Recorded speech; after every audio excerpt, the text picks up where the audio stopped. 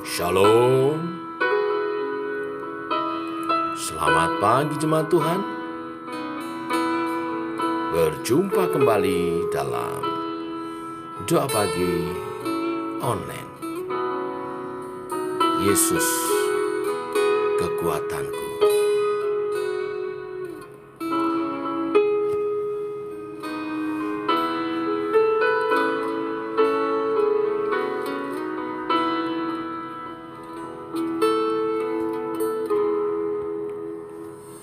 Hanya Engkau Juru selamatku, Tuhan Kau setia padaku. Yang ku pegang hanya janji-Mu, ku percayakan hidupku. Ku sembah Kau Allahku, Bapa dan sahabatku. Kau yang pedulikan seluruh hidupku. Walau lewati lembah, aku tak ditinggalkan. Yesus kekuatan di hidupku.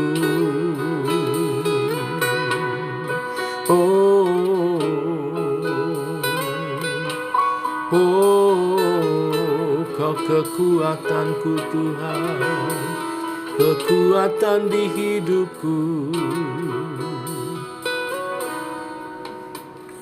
Hanya Engkau Juru selamatku, Tuhan Kau setia padaku. Ku yakini pertolongan-Mu takkan terlambat bagiku. Ku sembah Kau Allahku, Bapa dan sahabatku. Kau yang pedulikan seluruh hidupku. Walau lewati lembah, aku tak ditinggalkan. Yesus kekuatan di hidupku.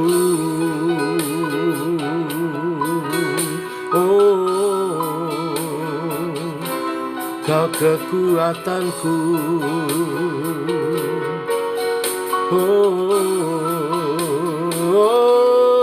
Ku sembah Kau Allahku, Bapa dan sahabatku.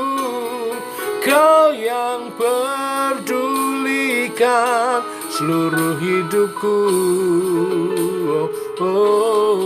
Walau lewati lembah, aku tak ditinggalkan. Yesus kekuatan di hidupku. Yesus kekuatan di hidupku.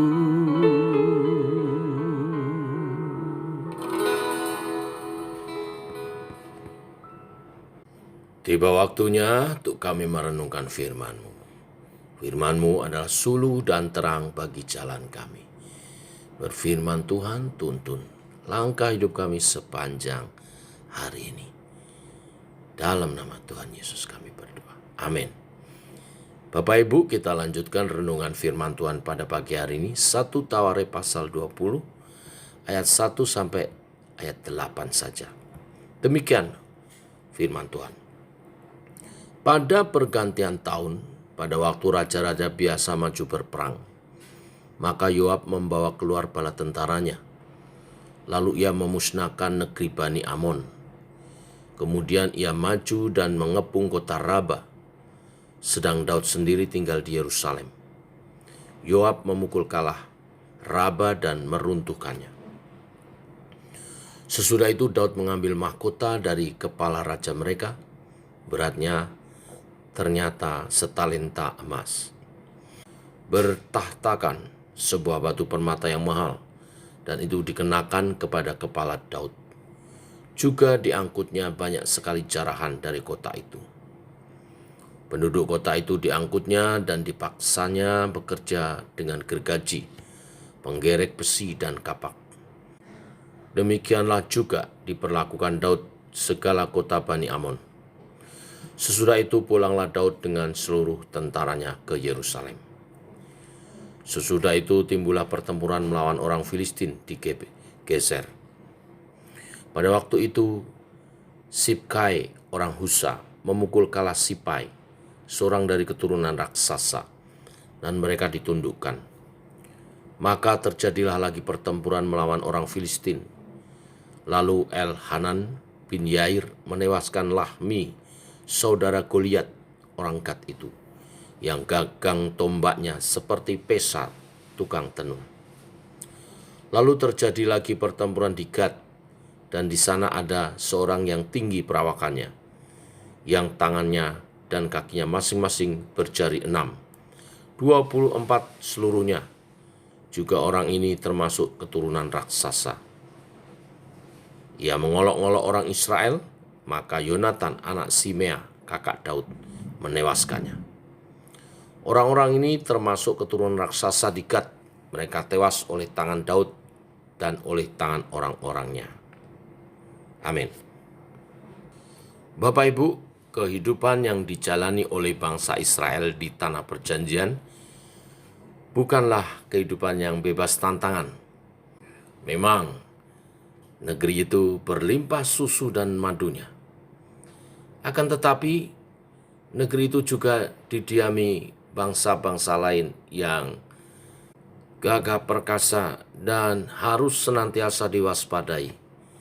Sebab pada masa itu sudah menjadi kewajaran dan berlaku bangsa saling menyerang, dan siapa yang kalah akan dijadikan budak, dan yang menang mengambil apa yang mereka kehendaki.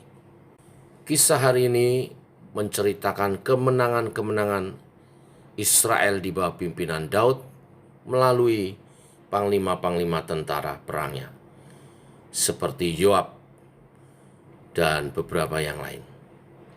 Yoab memimpin pasukan Israel yang berhasil mengalahkan Bani Amon dan kota Raba. Dari kemenangan itu Daud memperoleh mahkota emas bertata batu permata yang mahal, jarahan yang berlimpah, dan penduduk Amon yang dijadikan budak bagi Israel. Pada pertempuran berikutnya, mereka melawan orang Filistin di Geser. Sibkai, orang Husa, memukul kalah Sipai dari keturunan raksasa. Lalu Elhanan bin Yair berhasil membunuh Lahmi, saudara Goliat. Dan Yonatan anak Simei, kakak Daud, dalam peperangan melawan Filistin di Gad berhasil membunuh seorang keturunan raksasa yang lain. Kemenangan demi kemenangan dicapai oleh bangsa Israel. Hal itu adalah bagian dari perjuangan Daud dan bala tentaranya, panglima-panglima perangnya yang gagah perkasa. Namun, Bapak Ibu, yang perlu digarisbawahi di sini adalah hal itu semua dapat terjadi karena Allah menyertai perjuangan mereka dan menjanjikan kemenangan kepada Daud dan Israel. Di pasal-pasal sebelumnya kita telah membahasnya bagaimana Tuhan memberi janji kemenangan. Kemanapun Daud pergi, akan mengalami kemenangan demi kemenangan. Demikian hari ini kita merenungkan perjuangan itu membuahkan hasil yang memuaskan karena disertai dengan keterpusatan kepada Allah yang menjadi sumber kekuatan, kehidupan, dan perlindungan dari Daud dan umat Allah bangsa Israel. Bagaimana dengan perjuangan kita di masa kini? Perjuangan iman kita, juga perjuangan kehidupan kita. Apakah kita sudah selaraskan dengan kehidupan kita yang berpusat kepada Allah? Berkat firman Tuhan pagi ini hanya satu. Bila kita menjadikan Allah sebagai pusat kehidupan kita, maka Tuhan berkenan memberikan bagi kita kemenangan demi kemenangan dalam setiap peperangan kehidupan kita. Baik peperangan iman maupun peperangan kehidupan sehari-hari. Lakukan segala tugas kewajiban kita dengan rajin. Seperti yang dikatakan di ayat 1, pada pergantian tahun, pada waktu raja-raja biasa maju berperang, maka Yoab membawa keluar bala tentaranya. Jadi, mengerjakan tugas dengan rajin. Jangan bermalas-malasan. Baik dalam perjuangan iman maupun perjuangan kehidupan kita, dibutuhkan yang namanya rajin. Pasukan tentara Daud tidak berdiam-diam diri saja. Pada masa waktu berperang, mereka berperang maju bersama. Selain rajin dan bekerja keras, tentunya ini poin yang utama yang kita sudah bahas tadi, yaitu hidup berpusat kepada Tuhan. Berpusat kepada Tuhan artinya Tuhan menjadi tujuan utamanya.